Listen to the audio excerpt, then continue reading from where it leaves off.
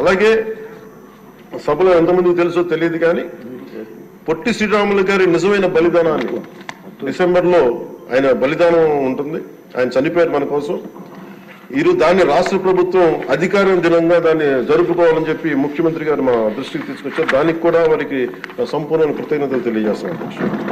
ఈ రాష్ట్రం ఎవరి బలిదానం మీద అయితే ఆధారపడి ఉందో, ఎవరి బలిదానం మీద ఈ రాష్ట్రం వచ్చిందో, అనేక లింగ్విస్టిక్ స్టేట్స్ ఎవరు బలిదానం మీద ఆధారపడి వచ్చిందో ఆ వ్యక్తిని రాష్ట్రం నిజంగా గుర్తించుకోలేదు. మొట్టమొదటిసారిగా దాన్ని గౌరవ ముఖ్యమంత్రి గారు దాన్ని ముందుకు తీసుకొచ్చి గుర్తించే పరిస్థితిని తీసుకురావడం మనస్ఫూర్తిగా వారికి నా అభినందనలు తెలియజేస్తున్నాను అధ్యక్ష.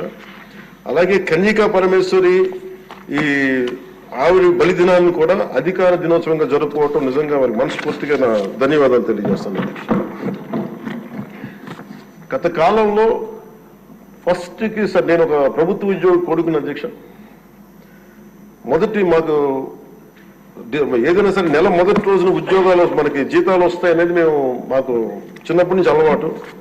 అలాంటిది గత ప్రభుత్వ కాలంలో ఏనాడు 1వ తారీఖున జీతాలు పడలేదు, 1వ తారీఖున ఏవి పడలేదు. అలాంటిది 1వ తారీఖున ప్రభుత్వ ఉద్యోగులందరికీ టెన్షన్గా ఆ జీతాలు పడ్డ మనస్ఫూర్తిగా ముఖ్యమంత్రి గారికి అభినందనలు తెలియజేస్తాను.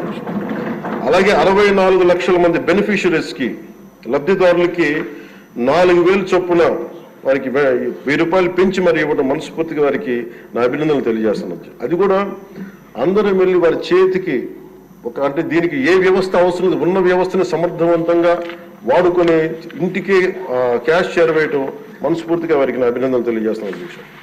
అలాగే పంచాయత్ డిపార్ట్మెంట్ సంబంధించి 1,452 కోట్లు మేము ఇప్పటికి ఖర్చు చేసాం అధ్యక్ష. అలాగే ఇండిపెండెన్స్ డే సెలబ్రేషన్స్ కూడా చాలా ఘనంగా జరుపుకున్నాం, డబ్బులు పెంచి అనేక సందర్భాల్లో తెలియజేశాను.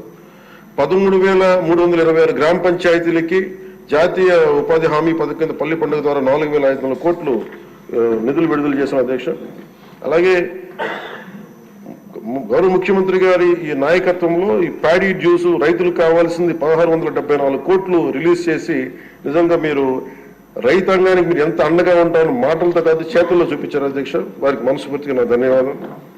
అలాగే ప్రభుత్వానికి మన కేంద్ర ప్రభుత్వానికి ఎంత అండగా ఉంది మోడీ గారి ఆధ్వర్యంలో ఉన్న కేంద్ర ప్రభుత్వం అనడానికి అమరావతికి 15,000 కోట్ల రూపాయలు, పోలవరంకి 12,500 కోట్ల రూపాయలు, రైల్వే ప్రాజెక్ట్స్ దాదాపు 70,000 కోట్ల పైచిలకు, హైవేస్ అయితే దాదాపు ఇప్పటికే 55,000 కోట్ల రూపాయలు ఈరోజు మనకి ఇచ్చారు అధ్యక్ష. దాని పనులు జరుగుతూ ఉన్నాయి.